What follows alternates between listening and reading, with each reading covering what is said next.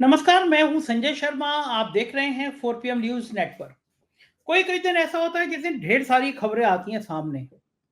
तो अभय द्विवेदी से मैंने बात करी, जाने माने पत्रकार, एबीपी चैनल पे आप उनको रोज देखते हैं, बहुत अच्छी किताबें लिखी हैं, बहुत अच्छे पत्रकार हैं। तो आज बहुत सारे विषयों को जोड़ के हमने बातचीत करी। सबसे मजेदार तो मुझे नितिन गडकरी का बयान लगा। गडकरी जी और मोदी जी में कितना प्यार भरे संबंध है, इलू उलू है, आप जानते हैं, मैं भी जानता हूँ।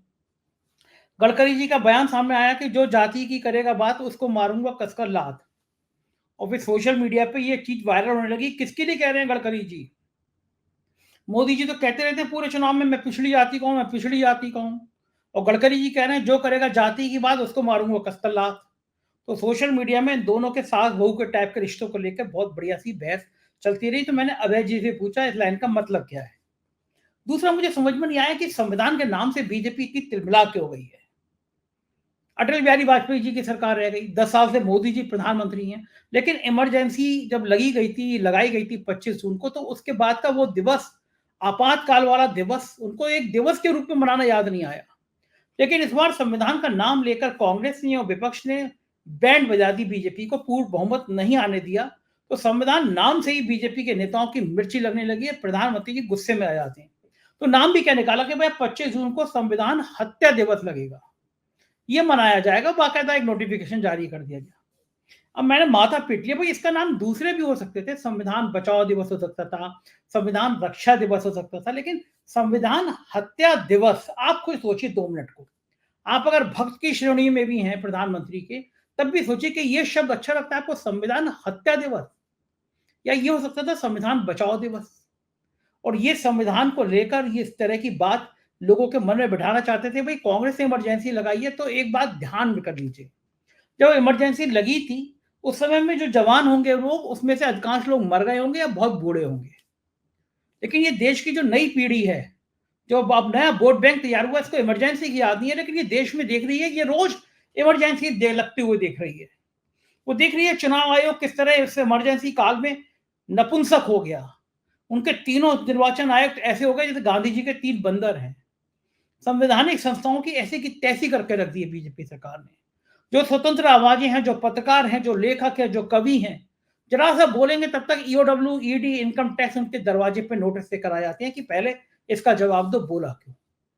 तो मैंने अवैध द्विवेदी से विस्तार में पूछा कि ये जो दांव चला, और कांग्रेस और पूरे विपक्ष ने तत्काल एक लिस्ट जारी कर दी, अखिलेश यादव ने तो लंबी चौड़ी लिस्ट जारी कर दी कि इस दिन ये दिवस, इस दिन ये दिवस, मणिपुर से लेकर हाथरस की बेटी तक उन्होंने पूछ लिया कि इस दिन कौन सा दिवस मनाए।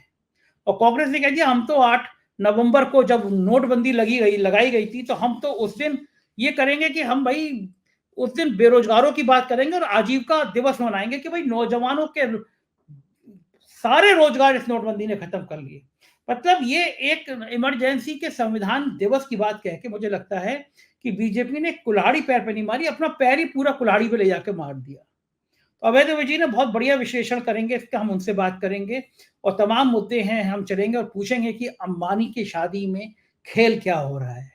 क्या खेल है कि अंबानी इस बार गांधी परिवार तक पहुंच गए? क्या मोदी जी से भरोसा डगमगा गया? बहुत बढ़िया बातचीत है, पूरी बातचीत सुनिएगा, पहले चैनल को ज्वाइन और सब्सक्राइब करिएगा, प्यार बनाए रखिएगा। चलते हैं अभय दुबे जी के पास। 4 PM न्यूज नेटवर्क में स्वागत है अभय दुबे जी आपका। मुझे लगता है कि संविधान शब्द अब भारतीय जनता पार्टी को बहुत ज्यादा मिर्ची लगाने लगा है। सारे सपने टूट गए 2024 में केवल संविधान नाम से। कांग्रेस ने और पूरे विपक्ष ने जो गली गली, मोहल्ले मोहल्ले, गांव गांव में कहा कि 400 पार का नारा सिर्फ इसलिए है कि संविधान बदलना है, उससे साहब की बैंड बज गई, पूरा बहुमत नहीं आया। तो अब वो बहुत दुखी हैं साहब, करें क्या। तो अब 25 जून को आपातकाल जिस दिन लगा था, इमरजेंसी जिसे लगी थी, उस दिन संविधान हत्या दिवस मनाया। और बदले में कांग्रेस ने, अखिलेश यादव ने एक लंबी सूची जारी कर दी कि मणिपुर में जब महिलाओं का उत्पीड़न हो रहा था तो वो महिला दिवस, जब श्रमिकों का, मतलब लंबी सूची है, हर एक उत्पीड़न की, हाथरस की बेटी हो और बाकी जितने उत्पीड़न हो, सबके दिवस उन्होंने घोषित कर दिए कि साहब इतने उत्पीड़न के दिवस होना चाहिए। लेकिन एक बड़ा सवाल यह भी उठा कि हत्या क्यों? इसका नाम संविधान बचाओ दिवस भी होना चाहिए था, लेकिन हर चीज में हत्या, गुस्सा, ये शब्द क्यों आता है? संविधान हत्या दिवस की जगह संविधान बचाओ दिवस होता तो ज्यादा अच्छा होता। हत्या शब्द अच्छा नहीं लगता, पहली बात। दूसरी बात क्या, ये जो दांव चला, ये जो पार्लियामेंट में राहुल गांधी ने कहा संविधान की बात हाथ में लेके संविधान शपथ की गई, बीजेपी के ऐसे तिरमिला गई। और ये जो अब इन्होंने दांव चलाया कि साहब हम एक दिवस को ही इमरजेंसी की याद दिलाने के लिए घोषित कर दें। जो पीढ़ी, जो लोग इमरजेंसी में रहे होंगे वो या तो बहुत बुजुर्ग हो चुके हैं और कई लोगों की मृत्यु भी हो चुकी होगी। लेकिन अब जो नई पीढ़ी है उसको तो देख रही है देश में रोज आपातकाल है, संवैधानिक संस्थाएं पंगु हो गई हैं, स्वतंत्र अभिव्यक्ति की बात करने वाले लोग, आवाज उठाने वाले लोगों के घर पे कभी ईओडब्ल्यू, कभी ईडी, कभी इनकम टैक्स आ रहा है। तो देश में तो रोज आपातकाल लग रहा है। ये दांव कहीं उल्टा तो नहीं पड़ जाएगा भाजपा पे? क्या लगता है पूरे घटनाक्रम पे आपकी क्या प्रतिक्रिया है? देखिए, आपने जो टिप्पणी की है मैं उसकी भावना से भी सहमत हूं और जिन शब्दों का आपने इस्तेमाल किया है मैं उनसे भी सहमत हूं।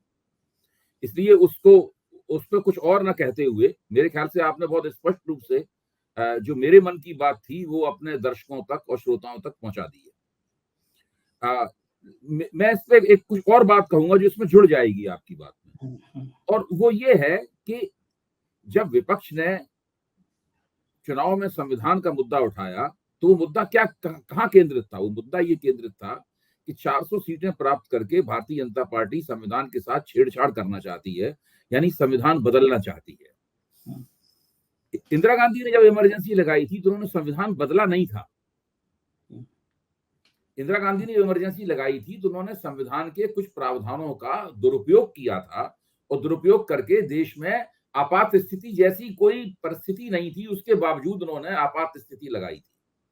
इंदिरा गांधी ने जो किया था वो ये है ठोस रूप से, और मैं भी उसमें जेल गया था। मेरी उम्र बहुत कम थी, दाढ़ी मूछ भी ठीक से नहीं निकली थी, मेरे पिताजी भी जेल गए थे, और इटावा जेल में एक बहुत लंबी एक बैरक है, उस बैरक में तमाम हम राजनीतिक कैदियों को बंद कर दिया गया था। मैंने जेल से ही इमरजेंसी में जेल काटते हुए ही बीए पार्ट 1 का इम्तिहान भी दिया जेल में ही एक मास्टर साहब आते थे पर्चा लेके और कॉपी लेके, वहीं हम उसका इम्तिहान देते थे। तो मैं ये बता रहा हूं कि इंदिरा गांधी ने दरअसल संविधान के साथ किया क्या था। इमरजेंसी का जो प्रकरण है वो किसी बड़े संविधान संशोधन या संविधान की जो बुनियादी स्पिरिट है उसके साथ छेड़छाड़ का मामला नहीं है। पहली बात तो ये है। तो ये पहली बात ही है कि इमरजेंसी के प्रकरण को ये सरकार गलत तरीके से सामने रख रही है। अब आप आइए आज के जमाने में, हमारे उपराष्ट्रपति और राज्यसभा के जो सभापति हैं जगदीप धनखड़, वो एक बार नहीं कई बार कह चुके हैं कि संविधान का जो बुनियादी ढांचा है, बेसिक स्ट्रक्चर है, ये क्या चीज है।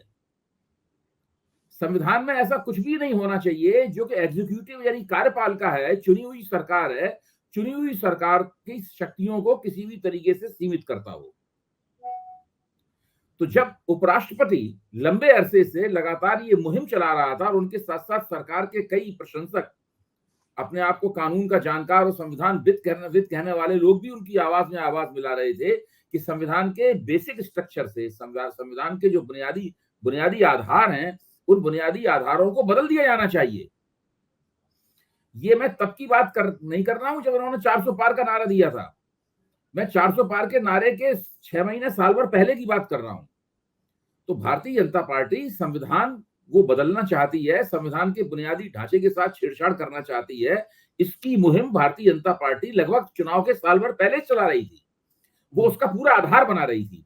और ये सब बात सब लोग सुन रहे थे, सब लोग समझ रहे थे, वो लोग भी समझ रहे थे जिन्हें संविधान की वजह से कुछ विशेष सुविधाएं प्राप्त हैं, और वो सदियों से अपनी जो दमित और उत्पीड़ित और शोषित और वंचित स्थिति है, उस वंचित स्थिति से संविधान की मदद से निकलने की कोशिश कर रहे हैं। तो पहली बात तो ये स्पष्ट हो जानी चाहिए कि जो मतदाताओं ने, खासतौर से अनुसूचित जाति के मतदाताओं ने और ओबीसी मतदाताओं ने विपक्ष के इस दावे को तत्परता से स्वीकार कर लिया, उसकी वजह ये है कि लगभग 1 साल पहले से उपराष्ट्रपति के जरिए और ऐसे ही दूसरे अपने प्रवक्ताओं के जरिए भारतीय जनता पार्टी ये मुहिम चलवा रही थी कि संविधान के बुनियादी ढांचे को तब्दील किया जाना चाहिए। अब संविधान में बहुत सारे संशोधन होते रहते हैं, बहुत संशोधन हो चुके हैं, उनकी संख्या बहुत है, सब लोग जानते हैं। आप गूगल में टाइप कीजिए, आपको उनकी संख्या मिल जाएगी, इसलिए उनका जिक्र करना ही। संविधान में संशोधन करने का मतलब संविधान के बुनियादी ढांचे से छेड़छाड़ करना नहीं है। तो बुनियादी ढांचे से छेड़छाड़ करना है। यही बात जब 400 पार का नारा दिया गया तो बहुत सारे लोग, लल्लू सिंह और अनंत हेगड़े वगैरह, ये सब लोग भी इस तरह की बात करने लगे कि संविधान का, हमें तो संविधान बदलना है, इसलिए नरेंद्र भाई को 400 सीटें चाहिए। तो बिल्कुल लोगों को पक्का यकीन हो गया कि 1 साल पहले से जो मुहिम चल रही थी, वो मुहिम 400 सीटें पार करके उसी मुहिम को लक्ष्य बनाया था भारतीय जनता पार्टी ने, वो संविधान को बदलेंगे। उसके बाद ईडब्ल्यूएस कोटे से भी स्पष्ट हो गया कि ये लोग आरक्षण की नीति से छेड़छाड़ करना चाहते हैं। तो आरक्षण का प्रश्न और संविधान बदलने का प्रश्न, ये दोनों आपस में जुड़ गए। अब भारतीय जनता पार्टी को हो गया इससे बहुत बड़ा चुनावी नुकसान। उस चुनावी नुकसान का बदला कैसे लिया जाए, कांग्रेस की कैसे बात काटी जाए। तो अंग्रेजी में एक चीज होती है आफ्टर थॉट, हिंदी में उसको अनुवाद की भाषा में कहते हैं पश्चात विचार। यानी आपको पहले समझ में नहीं आया, बाद में सोच के कोई चीज निकालते हैं। जब नुकसान हो चुका है तो अब नुकसान की काट खोजी जा रही है, क्योंकि संसद के पहले सत्र में भी विपक्ष वही बात लेके सामने आया, उन्होंने अपने भाषणों में बात कही, उस संविधान की किताब लेके संसद में पहुंचे। तो इससे भारतीय जनता पार्टी बहुत विचलित हो गई। और 25 जून को जब इमरजेंसी लगी थी, उस वक्त उसके दिमाग में नहीं आया कि ये हम लोगों के सरकार में घोषणा भी नहीं की उन्होंने। अब जाकर इनके किसी रणनीतिकार के या मोदी जी के या शाह साहब के दिमाग में आया होगा कि ऐसा किया जाना चाहिए। तो जल्दबाजी में संविधान हत्या दिवस कर दिया, बचाओ दिवस की जगह। और भोंडे किस्म का नाम जो है ना, बचाव करने की बजाय, मतलब संविधान रक्षा दिवस कह सकते थे, संविधान बचाओ दिवस कह सकते थे, संविधान हत्या दिवस नाम दे दिया इन्होंने। आप इससे अंदाज लगा लीजिए कि आजकल ये कितने बेचैन हैं, कितने व्याकुल हैं और कितने चिड़े हुए हैं। इसको अंग्रेजी में कहते हैं इरिटेटेड, कितने चिड़े हुए हैं। ये हालत है इनके प्रवक्ताओं को देखिए। आज ही एबीपी चैनल पर जो अरविंद केजरीवाल की जो सुप्रीम कोर्ट ने उन्हें अंतरिम जमानत दी है, उसके ऊपर बहस हो रही थी। तो आरपी सिंह साहब, जो इंडियन एक्सप्रेस के जमाने से मेरी जान पहचान है उनको, जो इंडियन एक्सप्रेस में वो काम करते थे उनके प्रबंधन में, और मैं जनसत्ता के संपादकीय विभाग में काम करता था, उस वक्त से मेरी उनकी जान पहचान है। वो आजकल भारतीय जनता पार्टी की प्रवक्ता बने हुए हैं। तो वो कितने ज्यादा चिढ़ रहे थे, कितने नाराज हो रहे थे, चीख रहे थे, खिसिया रहे थे। तो वो बहुत देखने लायक बात थी। तो ये सब जो उन्होंने किया है ना कि संविधान हत्या दिवस, केवल इसका बाहर मजाक उड़ेगा और कुछ नहीं उड़ेगा। ये केवल भारतीय जनता पार्टी वाले टीवी पे इस चीज को कई बार दोहराएंगे। मुझे पक्का यकीन है कि कुछ दिनों बाद ही इसको बहुत जल्दी भूल जाएंगे। हाँ, लेकिन वो उनकी समझ में आ जाएगा कि इससे दरअसल कुछ हो नहीं रहा है और होगा भी नहीं। तो देखिए, जो आज की पीढ़ी है, यहाँ तक कि इसके पहले वाली पीढ़ी है, मैं तो मानता हूं उसके भी पहले वाली पीढ़ी जो है, उसको इमरजेंसी लगी थी इस देश में, इस चीज से कोई मतलब नहीं रह गया है। ये केवल एकेडमिक डिस्कशन के बात तो ठीक है, किताबी किस्म का एक चर्चा हो जाए, और जो चर्चा होनी भी चाहिए, मेरा मानना है दोबारा देश में घोषित रूप से इमरजेंसी लगे, ये जितना बचा जाए उतना अच्छा है। मैं उसकी बात नहीं कर रहा हूं। तो मेरा कहना है कि इसका कोई भी सार्वजनिक जीवन पर असर पड़ने वाला नहीं है, पहली बात। दूसरी बात, इमरजेंसी की छवि लोगों में संविधान की हत्या करने या संविधान को नष्ट करने वाले प्रकरण की छवि नहीं है। संविधान में जो आपात स्थिति लगाने का जो प्रावधान था, उस प्रावधान का दुरुपयोग करके लोगों के जो नागरिक अधिकार छीने गए थे, कायदे से अगर देखा जाए तो इमरजेंसी संविधान के मुताबिक लगाई गई थी। ये प्रावधान संविधान में मौजूद है, उस प्रावधान के तहत ही इमरजेंसी की उद्घोषणा की गई थी। हम केवल आरोप ये लगाते हैं इंदिरा गांधी के ऊपर और उनकी सलाहकार मंडली के ऊपर कि उन्होंने इन प्रावधानों का दुरुपयोग किया देश में, क्योंकि इंदिरा गांधी की व्यक्तिगत रूप से सत्ता खतरे में थी। इलाहाबाद हाई कोर्ट में जगमोहन लाल सिन्हा के बयान के कारण जब उनकी रायबरेली से सांसदी खारिज हो गई, चुनाव उनका पलट गया, तब फिर विपक्ष ने हमला बोला। विपक्ष ने कहा कि एक ऐसे प्रधानमंत्री को जो चुनाव में भ्रष्टाचार करने का आरोप अदालत में पारित हो गया है, उसके आदेशों को सेनाओं को और पुलिस को और फौज को नहीं मानना चाहिए। ये जयप्रकाश नारायण के नेतृत्व में विपक्ष ने ये मांग उठाई थी, जिसमें भारतीय जनता पार्टी भी शामिल थी। हाँ, उसका जनसंघ भी शामिल था। आप याद कीजिए, ये जो मांग की गई थी, ऐसी बात नहीं कि अटल बिहारी वाजपेयी ने तत्कालीन कहा कि नहीं भाई ये मांग मत कीजिए, आप ये ठीक नहीं है मांग। ये लोग भी उस मांग से सहमत थे। तब इंदिरा गांधी ने उसका जवाब आपातकाल लगा के दिया था। ये है संक्षेप में असली कहानी। बिल्कुल अच्छा। पार्टी विपक्ष की बात काटने के लिए जो एक ड्रामा कर रही है, ये उस ड्रामे में उस पूरी बात को छिपाया जा रहा है। अबे जी, वाजपेयी जी की सरकार रह गई, 10 साल से मोदी जी प्रधानमंत्री हैं, तब तक याद नहीं आया कि संविधान की हत्या हुई है। इस बार संविधान के नाम पर चुनाव हार गए तो संविधान हत्या दिवस मानने लगा। ये इसीलिए मैं कहता हूं ये पश्चात, ये आफ्टर थॉट है। जब जब जब कहते नहीं है कि जब सांप निकल गया तब लाठी पीटी जा रही है, इसको आफ्टर थॉट कहते हैं। लेकिन ये उल्टा दांव नहीं पड़ेगा। कांग्रेस के नेताओं का बयान आया कि 8 नवंबर को आजीविका दिवस मनाएंगे, नोटबंदी उस दिन लगाई गई थी। तो ये जो देखिए ये उसी तरीके उल्टा पड़ेगा। इन्होंने बालक बुद्धि कहा, कांग्रेसियों ने कहना शुरू कर दिया कि ये बंदा तो बैल बुद्धि है। अच्छा, अगर कोई बालक बुद्धि है तो बालक बुद्धि तो आप मान के चलिए कि फिर भी कोई ज्यादा आपत्तिजनक बात नहीं लगती मुझे। बालक बुद्धि का मतलब है कि मनुष्य के बारे में चर्चा हो रही है, मनुष्य के बच्चे के बारे में चर्चा हो रही है, और अभी इसकी बुद्धि बालक समान है, आगे जाके इसके विकास की संभावना है। बालक बुद्धि का मतलब ये है। लेकिन बैल बुद्धि का मतलब क्या है कि मनुष्य है ही नहीं, पशु है, और इसके बुद्धि के विकास की कोई संभावना नहीं है। तो देखिए, विपक्ष के पास हर चीज की काट है। ये संविधान, तथाकथित संविधान हत्या दिवस मनाएंगे, वो आजीविका दिवस मनाएंगे, वो रोजगार दिवस मनाएंगे, वो फिर इस तरीके से पूरा काम करेंगे। हाँ, अखिलेश यादव ने तो बहुत लंबी चौड़ी सूची जारी भी कर दी, ये दिवस, ये दिवस, ये दिवस। लेकिन प्रेशर में गवर्नमेंट इसलिए भी नजर आ रही है कि आप कल ही जिक्र कर रहे थे कि हरियाणा चुनाव में अग्निवीर योजना जो है वो बहुत भारी पड़ेगी जी। सरकार ने जो सैनिक अर्धसैनिक बल हैं उनमें अग्निवीरों को 10% आरक्षण देने की घोषणा कर दी। ये भी अग्निवीर को लेकर सरकार प्रेशर में आई। 1 महीने के अंदर फैसले कुछ संशोधित करने पड़ रहे हैं, अपने फैसलों पर पुनर्विचार करना पड़ रहा है। क्या फंसी हुई सरकार नजर आ रही है? देखिए, सरकार तो फंसी हुई नहीं, इसमें बिल्कुल आकंठ डूबी हुई है सरकार। यहां तक पानी आया हुआ है सर संकट का। ये जो 10% आरक्षण वगैरह की बात कही है, इससे कुछ बनने वाला नहीं है। अग्निवीर योजना के अंदर ये कोई संशोधन नहीं है।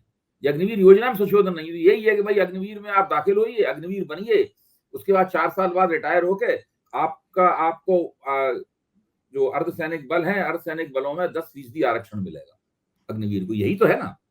लेकिन इससे वो जो मांग है, जो अग्निवीर की आलोचना है, अग्निवीर से जो नाराजगी है, वो नाराजगी इससे संबोधित नहीं होती। ये उस बात का जवाब नहीं है।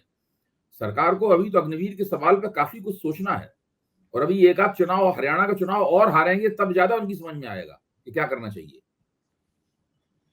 ये प्रेशर के बीच में नेताओं के भी अजब गजब बयान सामने आ रहे हैं। मंडी से जीती हैं कंगना रनौत जी, उन्होंने कह दिया है कि जो मुझसे मिलने आएगा उसको अपना आधार कार्ड लेके आना होगा और लिख कर देना होगा कि उसके आने का मकसद क्या है। ये सब चीजें कौन सी दिशा में बीजेपी को कर रही है? अच्छा, तो एक बात बताइए अभय जी, संसद लोकतंत्र का सबसे बड़ा मंदिर होता है। ये माना जाता है भैया कानून बनेंगे, हमारे आपके जीवन का भविष्य तय होगा। वहां पे ऐसी सांसद चुन के आ गई जिनको ये लगता है कि देश का पहले प्रधानमंत्री सुभाष चंद्र बोस थे, और उसके बाद में वो कह रही है कि क्षेत्र का कोई आदमी आएगा तो अपना आधार कार्ड लेकर आएगा। ये सब पार्टी की छवि पर असर पड़ता है। देखिए, मैं तो बिल्कुल कंगना रनावत की मैं बड़ी इज्जत करता हूँ।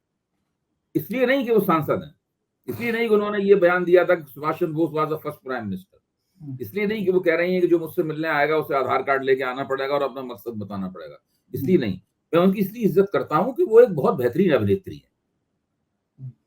उन्होंने कुछ बेहतरीन फिल्मों में काम किया है, और उनकी फिल्में जिसे कहते हैं ना स्त्री उन्मुख हैं, स्त्री प्रधान फिल्मों में काम किया है। क्वीन फिल्म है, महारानी मणिकर्णिका है, जो फिल्में उनकी बहुत अच्छी फिल्में हैं, वो बहुत अच्छी अभिनेत्री हैं, सुंदर हैं, वो सब बातें हैं। और उन्होंने बिना किसी की मदद के अकेले दम पर फिल्मों में अपना नाम किया है, जो किसी लड़की के लिए बहुत मुश्किल होता है।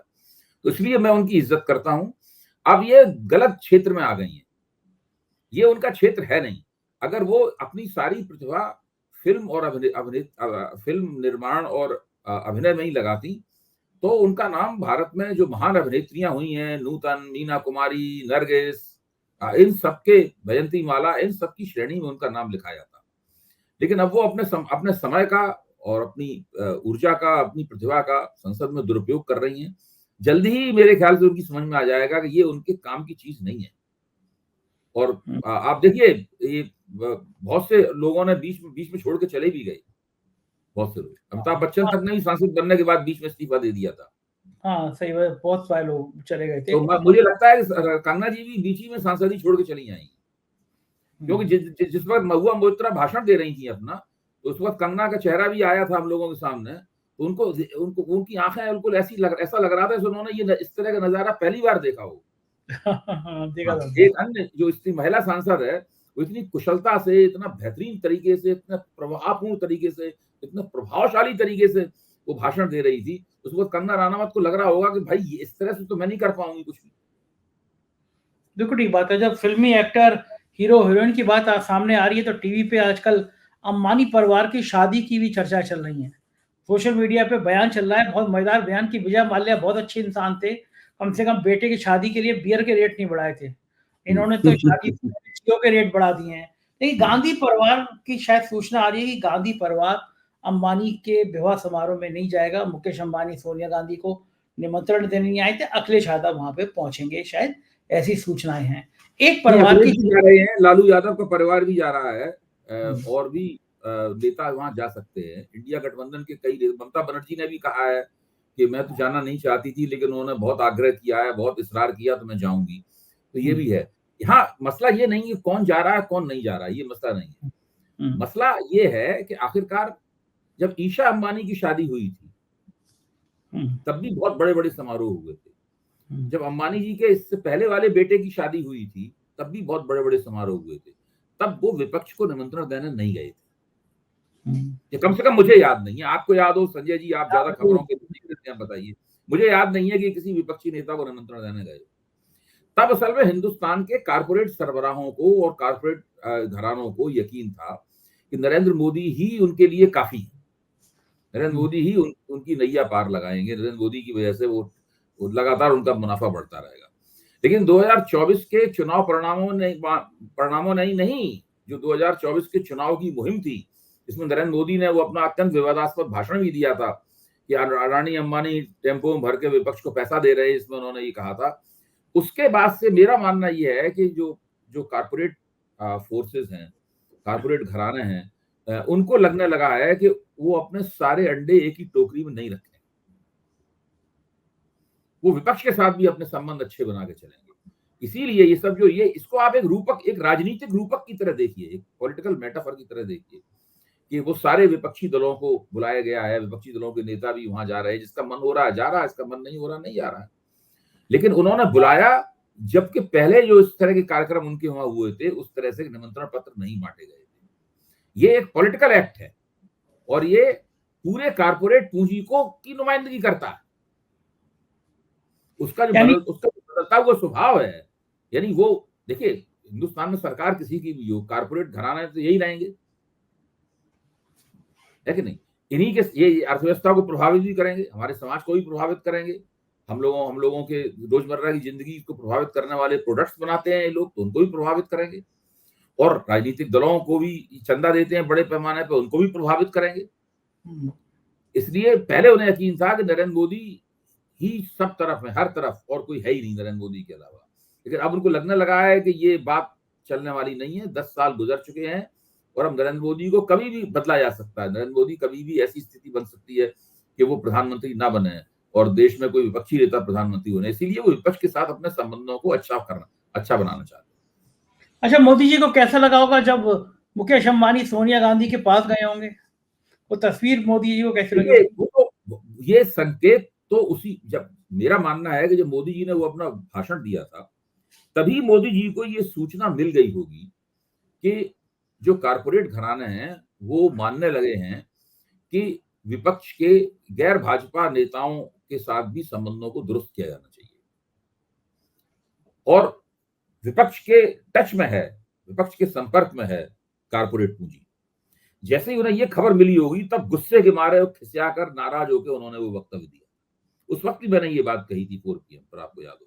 हाँ, आपने कहा था मुझसे कि उन्हें पता देखिए, तभी इनको लग गया होगा कि अब वो बात नहीं रही।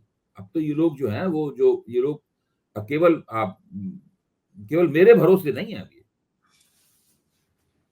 यानी अंबानी को समझ में आ गया कि मोदी के नाम से काम नहीं चलेगा, कांग्रेस को भी मैनेज, विपक्ष को भी मैनेज रखना पड़ेगा। देखिए, सबसे ज्यादा नजदीक मोदी जी के कौन है? अडानी नजदीक है। ध्यान कीजिए, जब गुजरात में मुसलमान विरोधी हिंसा हुई थी, तो जब एसोचैम ने प्रस्ताव पास करना चाहा गुजरात सरकार के खिलाफ, जो मोदी जी मुख्यमंत्री थे, तो वहां खड़े होकर एक ही पूंजीपति ने उसका विरोध किया था, वो थे गौतम अदानी। गौतम अदानी ने कहा कि नहीं, ये प्रस्ताव नहीं आप पास कर सकते, मैं इसके खिलाफ हूं। तभी सब लोगों को पहली बार लगा था कि ये बंदा नरेंद्र मोदी के बहुत नजदीक है। और उसके बाद जो हुआ आगे, जिस तरह दोनों की जुगलबंदी हुई, मोदी की और अदानी की, वो हम सब लोगों को पता है। लेकिन अगर मोदी जी के हाथ से सत्ता फिसलते हुए दिखी, तो गौतम अदानी, मोदी जी से निजी संबंध उनके बने रहेंगे, लेकिन गौतम अदानी को तो सरकार के साथ संबंध अच्छे रखना है, वो ठीक भी बात बदल है, जाएंगे। बिल्कुल सही बात है। इस बीच में दिल्ली विश्वविद्यालय से एक खबर आई, मनुस्मृति पढ़ाने को कोई विवाद हुआ। तो आप तो विश्वविद्यालय से जुड़े रहे होंगे कि आजकल विश्वविद्यालय जो हैं वो अड्डे बनते आ रहे हैं, एक खास विचारधारा के प्रोफेसर और कुलपति तैनात किए जा रहे हैं। इस तरह मनुस्मृति पढ़ाने को विवाद क्या शिक्षा संस्थान में कैसा महसूस करते हैं आप, ये बातें उठना भी? देखिए, प्रोफेसर योगेश सिंह दिल्ली विश्वविद्यालय के कुलपति हैं, और मैं निजी तौर पे उनको जानता हूँ, व्यक्तिगत तौर पे उन्हें जानता हूँ।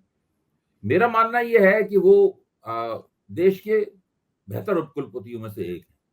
ये उस पीढ़ी के कुलपति नहीं है जिसमें आरएसएस की सिफारिश लेके आते हैं और बनते हैं, मतलब उस किस्म के नहीं है। इससे पहले वो दिल्ली टेक्नोलॉजिकल यूनिवर्सिटी डीटीयू के कुलपति थे, और इससे पहले एमएस यूनिवर्सिटी बड़ौदा के भी कुलपति रह चुके हैं। तो उन्होंने निर्णय लिया है कि ये मनुस्मृति को नहीं पढ़ाया जाएगा, और मैं बिल्कुल उनके उस निर्णय से सहमत हूँ। मनुस्मृति को नहीं पढ़ाया जाना चाहिए। ये जो उग्र हिंदुत्ववादी दक्षिणपंथी शक्तियां हैं, ये उनका प्रस्ताव होगा कि भाई मनुस्मृति के कुछ अध्याय पढ़ाए जाए या मनुस्मृति पढ़ाई जाए, तो उन्होंने इसको ठुकरा दिया, इस निर्णय को। ये उन्होंने बहुत ही सही कदम उठाया, क्योंकि जो आधुनिक होता हुआ हिंदू समाज है और बदलता हुआ हिंदू समाज है, मनुस्मृति या याज्ञवल्क्य स्मृति, इनके सहारे नहीं इस समाज को समझा जा सकता है। बिल्कुल ठीक बात है। राहुल गांधी आज एक और वजह से चर्चा में है। स्मृति ईरानी को लोग ट्रोल कर रहे थे जब उनका बंगला खाली हुआ। आज राहुल गांधी ने ट्वीट करके कहा, जो एक्स है उससे कहा कि ये खराब बात है, स्मृति ईरानी जी या किसी भी नेता के लिए खराब शब्दों का इस्तेमाल नहीं किया जाना चाहिए। इस तरह किसी पे प्रति ये शब्द इस्तेमाल कर रहे हैं तो ये ताकत का नहीं, कमजोरी का परिचायक होता है। ये बड़ा दिल दिखाया आज राहुल गांधी ने। इस एक्ट के बाद स्मृति ईरानी को कुछ लज्जा आई होगी कि स्मृति ईरानी ने राहुल के लिए क्या-क्या खराब शब्दों का इस्तेमाल नहीं किया था।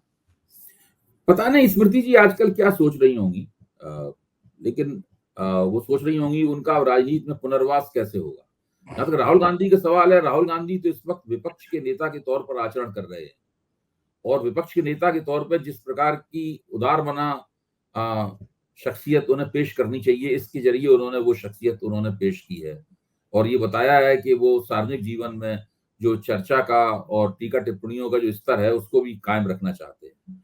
तो इस लिहाज से मैं राहुल गांधी के इस कदम की प्रशंसा करता हूँ। जहां तक स्मृति ईरानी का सवाल है, मुझे लगता है कि जो नरेंद्र मोदी के स्वभाव का मैंने आकलन किया है, नरेंद्र मोदी वो मौका देखकर स्मृति ईरानी का पुनर्वास करेंगे, राजनीतिक पुनर्वास करेंगे, और वो या तो किसी खाली सीट से उनको लोकसभा का चुनाव लड़ाया जाएगा जहां जीतने की गारंटी हो, और अगर ऐसी सीट नहीं मिली तो उन्हें राज्यसभा में भी लाया जा सकता है।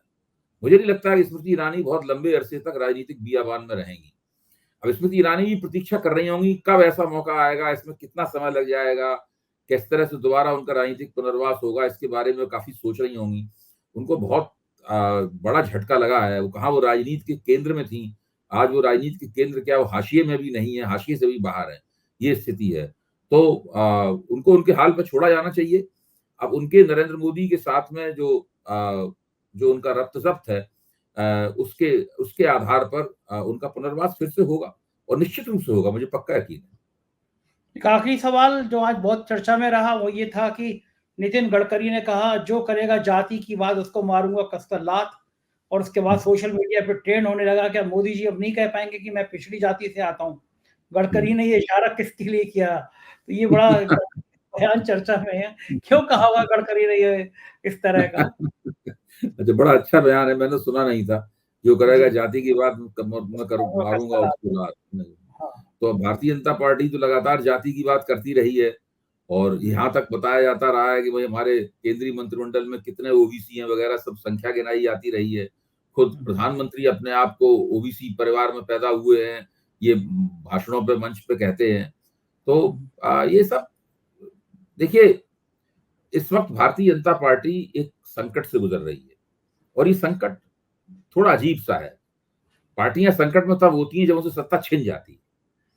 भारतीय जनता पार्टी सत्ता छिनी नहीं, बहुमत छिना, सत्ता नहीं छिनी। बहुमत छिना लेकिन सत्ता मिल गई। लेकिन उनकी चिड़ और परेशानी वैसी ही है सत्ता छिन जाने पे होती। सही बात है। तो इसमें जगह जगह भाजपा के लोग, उनके प्रवक्ता संयम खो रहे हैं।